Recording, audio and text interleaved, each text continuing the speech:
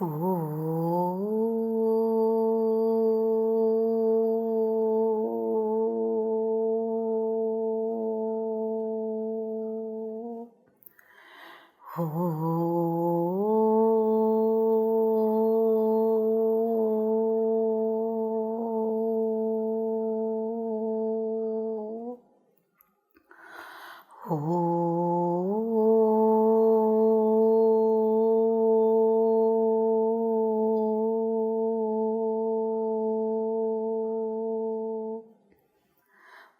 ശ്രീ ഗണേശായ നമഃ. ഓം ശ്രീ സരസ്വത്यै നമഃ. ഓം ശ്രീ ഗുരുഭ്യോ നമഃ.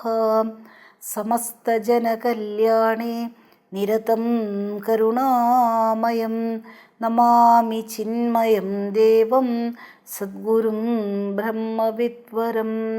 സദ്ഗുരും ബ്രഹ്മവിദ്വരം. മൂകം കരോതി വാചാലം പങ്കും ലംഘയത്തെ ഗിരിം. യത്കൃപാതമഹം വന്ദേ പരമാനന്ദമാധവം. പരമാനന്ദമാധവം. സർവവേദാന്തസിദ്ധാന്ത ഗോചരം തമഗോചരം ഗോവിന്ദം പരമാനന്ദം സദ്ഗുരും പ്രണതോസ്മ്യഹം. സദ്ഗുരും പ്രണതോസ്മ്യഹം. കഴിഞ്ഞ ദിവസം എടുത്ത ശ്ലോകം ഒന്നുകൂടി വായിച്ചിട്ട് നമുക്ക് മുന്നോട്ട് പോകാം. ശവാകാരം യാവത് ഭജതി മനുജസ്താവദശുചിഃ പരേഭ്യഃ സ്യാത് ക്ലേശോ ജനനമരണവ്യാധിനിലയഃ. യദാത്മാനം ശുദ്ധം കലയതി ശിവാകാരമജലം തദാ തേഭ്യോ മുക്തോ ഭവതി ഹി തദാഹ ശ്രുതിരപി. എത്ര കാലത്തോളം വരെ ഈ ശരീരത്തിൻ്റെ പോഷണാദികളിൽ മാത്രം ശ്രദ്ധ വെച്ചിരിക്കുന്നുവോ അത്രയും കാലം നമ്മൾ അശുദ്ധരാണ്. എന്തൊക്കെ കലശം ചെയ്തിട്ടും എന്തൊക്കെ തീർത്ഥം തളിച്ചിട്ടും ഒന്നും ഒരു കാര്യവും ഇല്ല. ഈ ശരീര കാര്യങ്ങളിൽ മാത്രമാണ് ഒരു കുറച്ച് നേരത്തേക്കൊക്കെ ഒരു വിശുദ്ധിയൊക്കെ തോന്നിയിരിക്കുക മനസ്സിൽ. യഥാർത്ഥത്തിലല്ല, യഥാർത്ഥത്തിൽ അശുചിയാണ്. പിന്നെ എപ്പോഴാണ് ശുദ്ധമായി തീരുക? ശുദ്ധമായിട്ടുള്ള ആത്മാവിനെക്കുറിച്ച് എപ്പോഴാണോ വിചിന്തനം ചെയ്യാൻ തുടങ്ങുന്നത്, കലയതി ധ്യാനിക്കാൻ തുടങ്ങുന്നത്, അപ്പോൾ ശിവാകാരമാക്കുന്നത്, ഈ ശവാകാരമായിട്ടുള്ള ഈ ദേഹത്തെ ശിവാകാരമാക്കുന്നത് ആ ചൈതന്യ വസ്തുവാണ്. ആ ചൈതന്യ വസ്തുവാണ് ഞാൻ എന്നുള്ള ഉറപ്പിൽ ഈ ശരീരത്തിൽ നിന്നുണ്ടായിട്ടുള്ള, ശരീര താതാത്മ്യത്തിൽ നിന്നുണ്ടായിട്ടുള്ള സർവ്വവിധ ക്ലേശങ്ങളും ഇല്ലാതെയാകുന്നു. ഇത് കണ്ടു നാമം ശ്രുതിയും പറയുകയാണ് അങ്ങനെ. അതുകൊണ്ട് ശിവത്തെ ആരാധിക്കൂ, ശിവസ്വരൂപവുമായിട്ട് താതാത്മ്യം പ്രാപിക്കൂ. ഇനി എന്താ ശിവസ്വരൂപം? ഇത്രയും വരെ പറഞ്ഞില്ലേ? 397 ശ്ലോകങ്ങൾ കഴിഞ്ഞിരിക്കുന്നു. സാരയില്ലാന്ന് ആചാര്യ ഭഗവാൻ. അതുകൊണ്ടാണ് ഗുരുക്കന്മാരെ നമ്മൾ പറയുമ്പോൾ അവർ കരുണാസമുദ്രം അല്ലേ, വീണ്ടും വീണ്ടും പറഞ്ഞു തന്നുകൊണ്ടിരിക്കുകയാണ്. ശിവസ്വരൂപം എന്താണെന്ന് ഒന്നുകൂടി പറയുന്നു. സ്വാത്മന്യാരോപിതാശേഷ ആഭാസവസ്തു നിരാസദഃ സ്വയമേവ പരം ബ്രഹ്മ പൂർണ്ണമദ്വയമക്രിയം. ആഭാസവസ്തു, ആഭാസ എന്നാണ് കേട്ടോ അവിടെ. സ്വാത്മനി ആരോപിത അശേഷ ആഭാസ വസ്തു നിരാസദഃ സ്വയമേവ പരം ബ്രഹ്മ പൂർണ്ണം അദ്വയം അക്രിയം. എന്താ ശിവസ്വരൂപം? ആദ്യം ആരോപണങ്ങൾ നീക്കണം. അതായത് സത്യമല്ലാത്തതിൽ പലതരത്തിലുള്ള, അല്ലെങ്കിൽ എന്താ പറയുന്നത്, ആത്മാവിൽ പലതരത്തിലുള്ള അനാത്മ വസ്തുക്കളുടെ ആരോപണം നടത്തി വച്ചിരിക്കുകയാണ്. അപ്പം ആരോപണങ്ങൾ നിരാസദഃ എന്ന് വെച്ചാൽ ഉപേക്ഷിക്കണം. ആദ്യം ആരോപണങ്ങളെല്ലാം നീക്കണം. ആഭാസ വസ്തു, ആഭാസമാണ് ഇതെല്ലാം. ഈ കാണുന്നതെല്ലാം ആ വസ്തുവിൻ്റെ ആഭാസം, അതെല്ലാം ആരോപിതമാണ്. എല്ലാറ്റിനെയും നിഷേധിച്ചിട്ട്, ആഭാസമായിട്ടുള്ളത് എല്ലാറ്റിനെയും നിഷേധിച്ച് ഇനി ഒന്നും നിഷേധിക്കാൻ തള്ളാനാവാത്ത, തള്ളുക എന്ന് പറഞ്ഞിട്ടുണ്ടെങ്കിൽ ഇപ്പോഴത്തെ ഈ കുട്ടികളുടെ ഭാഷ എടുക്കരുത് കേട്ടോ, തള്ളലാണ്, തള്ളി മറിക്കുകയാണെന്നൊക്കെ പറയുന്നത്, ആ തള്ളലല്ല കേട്ടോ. അതൊരു പൊങ്ങച്ചം പറയുന്നതിനെയാണ് തള്ളുക എന്ന് പറയുന്നത്. ഇവിടെ തള്ളുക എന്ന് പറഞ്ഞിട്ടുണ്ടെങ്കിലോ നീക്കം ചെയ്യുക, അല്ലാത്ത വസ്തുവിനെ, ഞാനല്ലാത്തതിനെ എല്ലാം തള്ളുക, നീക്കം ചെയ്യുക, നിഷേധിക്കുക. എന്നിട്ട് നിഷേധിക്കാൻ, നിരാകരിക്കാൻ പറ്റാത്ത വസ്തുവായിട്ട് ഞാനിരിക്കുന്നു, ബാക്കിയെല്ലാം ഞാനല്ല ഈ ശരീരമില്ല എങ്കിലും, അല്ലെങ്കിൽ ശരീരത്തിൻ്റെ അഭാവത്തിൽ, ഉറക്കത്തിൽ, അല്ലെങ്കിൽ സുഷുപ്തിയിൽ, അവിടെ ശരീരവുമായിട്ട് ഒരു തരത്തിലുള്ള താതാത്മ്യവും അവിടെ ഇല്ല. ആ സമയത്തും ഞാനുണ്ടായിരുന്നു. അങ്ങനെ ഓരോന്ന് എടുത്തിട്ട് സൂക്ഷ്മ ശരീരത്തെ അത് ഞാനല്ല, ഇങ്ങനെ നിഷേധിച്ച് വരുമ്പോൾ നിഷേധിക്കാൻ പറ്റാത്ത ആ വസ്തു, നിഷേധിക്കാൻ സാധ്യമല്ലാത്ത ആത്മ, അത് ബ്രഹ്മമാണ്, അത് പൂർണ്ണമാണ്, അത് മാത്രമേ ഉള്ളൂ. അതിനാൽ വ്യാപ്തമാണ് ഇവിടെ എല്ലാം, സർവ്വതും അതിനാൽ വ്യാപ്തമാണ്, അത് പൂർണ്ണമാണ്, അദ്വയമാണ്, നോൺ ഡുവലാണ്, അത് രണ്ടെന്ന് ഒന്നില്ലാത്തതാണ്, അക്രിയം, ആക്ഷൻലെസ്സാണ്, അതിൽ ഒരു ക്രിയകളും സാധ്യമല്ല. ആ തത്വം അതീന്ദ്രിയമായിട്ടുള്ള ആ തത്വം, അതാണ് ഞാൻ. അതിനെ നിരാകരിക്കാനായിട്ട് സാധിക്കുകയില്ല. ശൂന്യത്തിൽ വരെ ഈ മറ്റ് ബുദ്ധിസമൊക്കെ ശൂന്യത്തിൽ വരെ എത്തിക്കും. പക്ഷെ ആ ശൂന്യത്തെയും ആരറിയുന്നു? ആ അറിവാകുന്ന സ്വരൂപത്തോടു കൂടിയ ചൈതന്യമാണ്, പൂർണ്ണ ആത്മാവാണ് ഞാൻ എന്നുള്ളത്. അതാണ് ശിവാകാരം, ശിവസ്വരൂപം എന്നുള്ളത്. ഓക്കെ. സ്വാത്മന്യാരോപിതാശേഷ ആഭാസവസ്തുനിരാസതഃ സ്വയമേവ പരം ബ്രഹ്മ പൂർണ്ണമദ്വയമക്രിയം സമാഹിതായാം സതി ചിത്തവൃത്തൗ പരാത്മനി ബ്രഹ്മണി നിർവികൽപേ ന ദൃശ്യത്തെ കശ്ചിദയം വികൽപഃ പ്രജൽപമാത്രഃ പരിശിഷ്യത്തെ യതഃ സമാഹിതായാം സതി ചിത്തവൃത്തൗ പരാത്മനി ബ്രഹ്മണി നിർവികൽപേ ന ദൃശ്യത്തെ കശ്ചിദയം വികൽപഃ പ്രജൽപമാത്രഃ പരിശിഷ്യത്തെ യതഃ സമാഹിതായാം സതി ചിത്തവൃത്തൗ, ചിത്തവൃത്തികളെല്ലാം സമാഹിതായാം, എല്ലാം അടങ്ങിക്കഴിയുമ്പോൾ, മനസ്സ് പൂർണ്ണമായിട്ടും അടങ്ങിക്കഴിയുമ്പോൾ, പിന്നെ ഈ ജഗത്തും ഇല്ല, എന്നിൽ വേറൊന്നുമില്ല, പൂർണ്ണമായിട്ടും മനസ്സും കൂടി ആ തത്വത്തിൽ ലയിച്ചു കഴിഞ്ഞിട്ടുണ്ട് എങ്കിൽ പിന്നെ അവിടെ ഞാൻ മാത്രമേ ഉള്ളൂ. ഏകരസം, ചിതേകരസം മാത്രമാണ് അവിടെ. എന്നിൽ വേറൊന്നും ഇല്ല. ന ദൃശ്യതേ കശ്ചിദയം വികൽപഃ, അവിടെ വേറെ ഒരു തരത്തിലുള്ള വികൽപ്പാദികളും ഇല്ല. ന ദൃശ്യതേ കശ്ചിദയം വികൽപഃ. പിന്നെയോ പ്രജൽപമാത്ര പരിശിഷ്യതേ യതഃ. പിന്നെയോ ഈ ജഗത്തെന്നൊക്കെ ഉള്ളത് വെറുതെ ഒരു ജൽപ്പനം മാത്രം, അത് ജൽപ്പനം മാത്രമായിട്ട് അവസാനിക്കും. അങ്ങനെയാണ് ഇങ്ങനെയാണെന്നൊക്കെയുള്ള വർണ്ണനകളുണ്ടല്ലോ, ആ വർണ്ണനയിൽ മാത്രം അത് നിൽക്കും, അത്ര തന്നെ. വെറുതെ പറയാമെന്ന് മാത്രം, പറയുന്നതൊക്കെ സത്യമാകണമെന്നില്ലല്ലോ, സത്യമല്ലാതെ ഉണ്ട്. വാക്കുകളെ കൊണ്ട് വർണ്ണിക്കാൻ, ജലത്തിൻ്റെ മേലേൽ ഒരു രേഖ ഇട്ടിട്ടുണ്ടെങ്കിൽ എങ്ങനെയാകും അല്ലേ? കുറച്ച് കഴിയുമ്പോൾ അതില്ലാതെയാകും. അതേപോലെ തന്നെയാണ് ഈ പ്രപഞ്ചത്തിൻ്റെ സത്യത്വം. ആ തത്വത്തെ അറിഞ്ഞു കഴിഞ്ഞിട്ടുണ്ട് എങ്കിൽ, തത്വസ്വരൂപമാണ്, ചൈതന്യ സ്വരൂപമാണ് ഞാൻ, അത് മനസ്സിലാക്കി ആ അനുഭവത്തിലിരിക്കുന്ന ഒരാളെ സംബന്ധിച്ചിടത്തോളം ഈ ജഗത്തില്ല. യഥാർത്ഥ കയറിനെ കണ്ട ഒരാൾ പറയും അത് കയറാണ്, ഈ കയറിൽ ഒരല്പം പോലും പാമ്പില്ല, വളവും ഇല്ല, അവിടെ പാമ്പിൻ്റെ വിഷവും ഇല്ല, ഒന്നുമില്ല, അവിടെ പാമ്പും ഇല്ല, അത് കയറ് മാത്രമാണ്. അതേപോലെ തന്നെയാണ് ബ്രഹ്മസാക്ഷാത്കരിച്ചിരിക്കുന്ന ഒരു മഹാത്മാവിൻ്റെ അവസ്ഥ. ഓക്കെ, ഒന്നുകൂടി വായിക്കാം. സമാഹിതായാം സതി ചിത്തവൃത്തൗ പരാത്മനി ബ്രഹ്മണി നിർവികൽപേ ന ദൃശ്യതേ കശ്ചിദയം വികൽപഃ പ്രജൽപമാത്രഃ പരിശിഷ്യതേ യതഃ അസത്കൽപ്പോ വികൽപ്പോയം വിശ്വമിത്യേക വസ്തുനി നിർവികാരേ നിരാകാരേ നിർവിശേഷേഭിതാ കുതഃ അസത്കൽപ്പോ വികൽപ്പോയം വിശ്വമിത്യേകവസ്തുനി നിർവികാരേ നിരാകാരേ നിർവിശേഷേഭിതാ കുതഃ അസത്കൽപ്പഃ അസത്കൽപ്പഃ അസത്താണ് വികൽപ്പോയം വികൽപ്പഃ അയം വിശ്വം ഇതി ഏകവസ്തുനി ഈ വിശ്വമുണ്ടല്ലോ ഇത് അസത്താണിത്.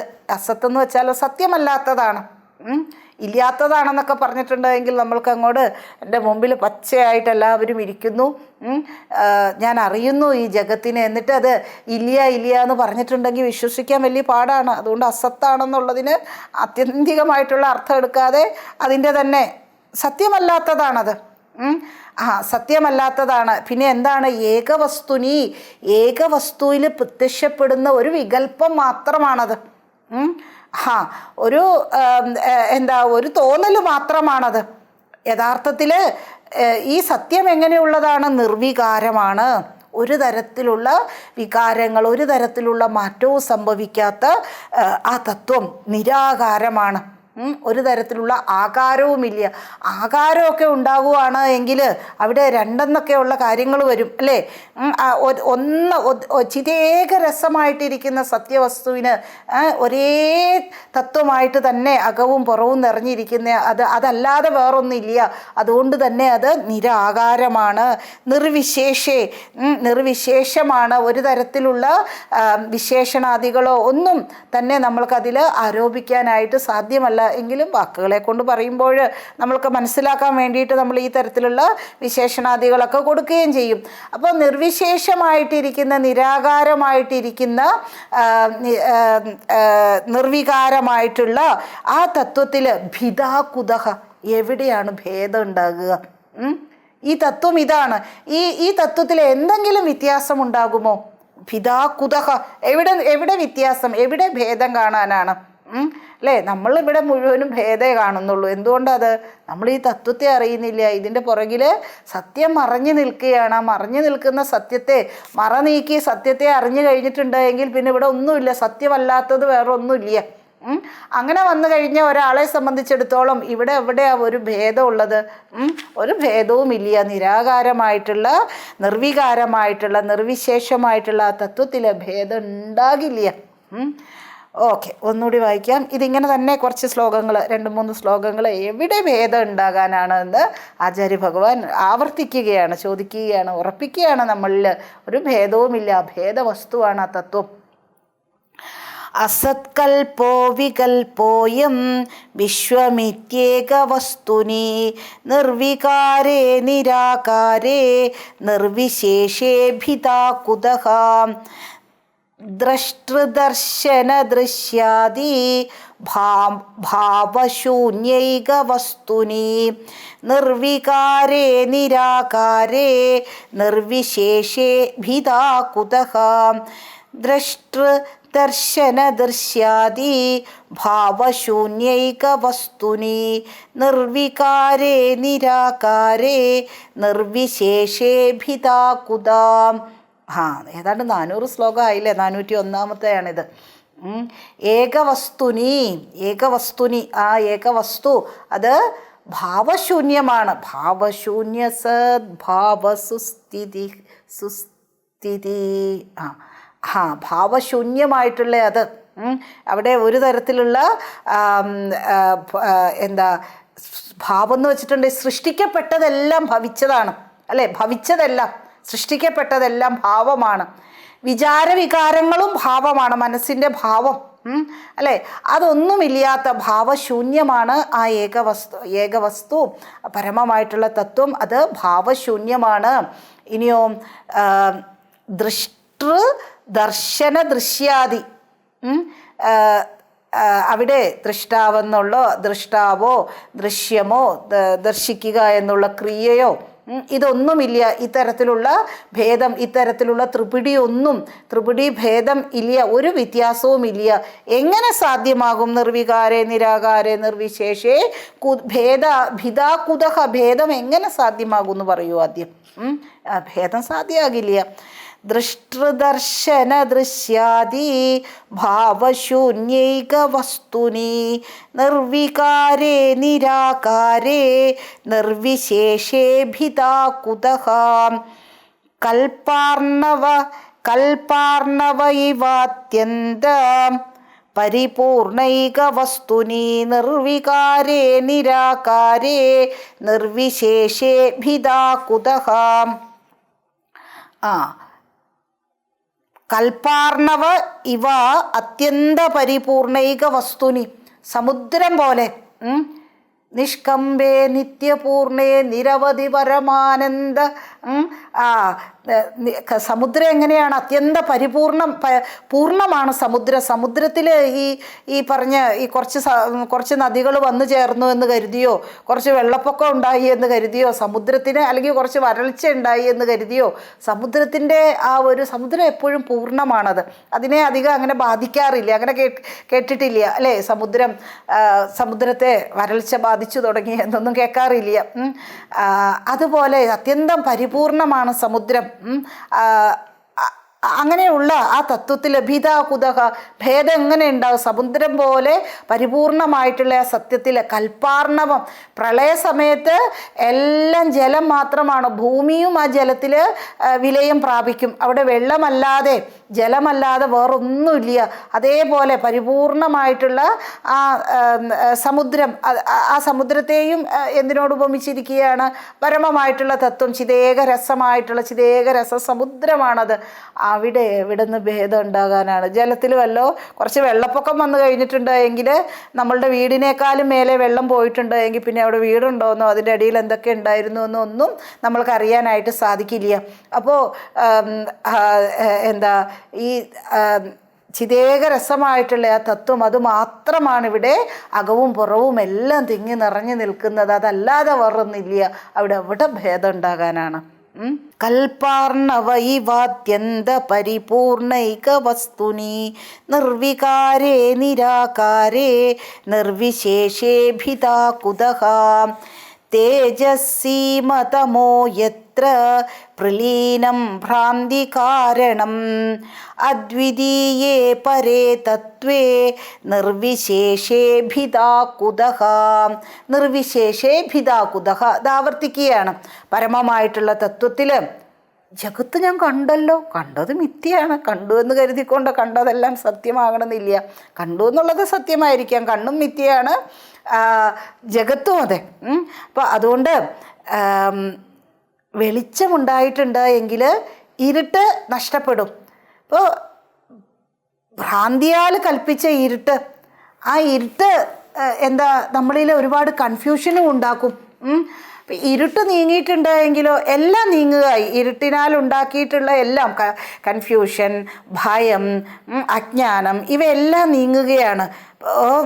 തേജസ്സീമ തമോ എത്ര പ്രലീനം ഭ്രാന്തി കാരണം, അതെല്ലാം പ്രലീനമാകുന്നു.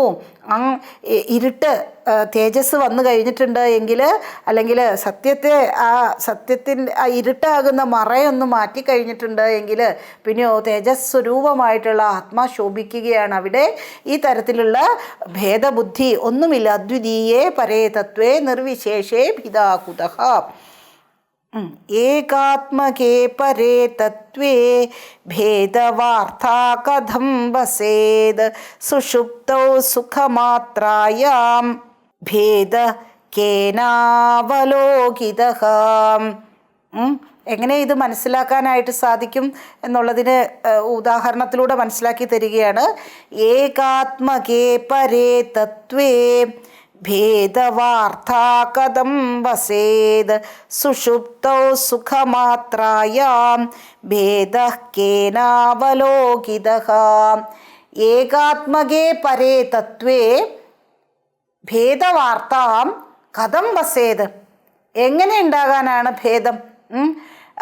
ഏകാത്മകേ പരേ തത്വേ, ഏകമായിട്ടുള്ള പരമമായിട്ടുള്ള ആ തത്വത്തിൽ ഭേദവാർത്ത, ഈ ഭേദം, ഈ ഡിഫറൻസ് എവിടെയാണ്, ഈ വ്യത്യാസം എങ്ങനെയാണ്, ഭേദവാർത്ത പോലും സാധ്യമല്ല എന്നുള്ളതാണ്. പരമസത്യത്തിൽ ഭേദവാർത്ത പോലും സാധ്യമല്ല. അപ്പോൾ നമ്മളിപ്പോൾ സുഷുപ്തിയിൽ നമ്മൾക്ക് വേറെ എന്തെങ്കിലും അനുഭവം ഉണ്ടായിരുന്നോ? സുഷുപ്തിയിൽ നല്ലതുപോലെ ഞാൻ സുഖമായിട്ട് ഉറങ്ങി എന്നുള്ള ഒരേ ഒരു അനുഭവമേ ഉള്ളൂ. അവിടെ സ്വപ്നം കണ്ടിട്ടുണ്ടെങ്കിൽ അത് സുഷുപ്തിയാകില്ല കേട്ടോ, അത് സ്വപ്നാവസ്ഥയാണ്. സുഷുപ്തി അവസ്ഥയിൽ സുഖമായിരുന്നു, ഒന്നും അറിഞ്ഞില്ല, സുഖമായിട്ട് ഉറങ്ങി. ഇതിൽ അവിടെ എന്തെങ്കിലും വ്യത്യാസം, അവിടെ വേറെ എന്തെങ്കിലും അനുഭവപ്പെട്ടിരുന്നോ? സുഖമല്ലാതെ. ഇനി അതെൻ്റെ അവസ്ഥയാണ്.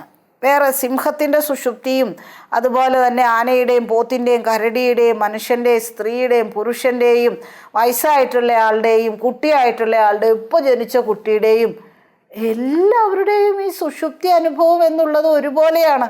അവർക്കൊക്കെ ഒരേപോലെ പറയാനുള്ളൂ. ഞാനങ്ങനെയല്ല, എൻ്റെ സുഷുപ്തി അവസ്ഥ നോ.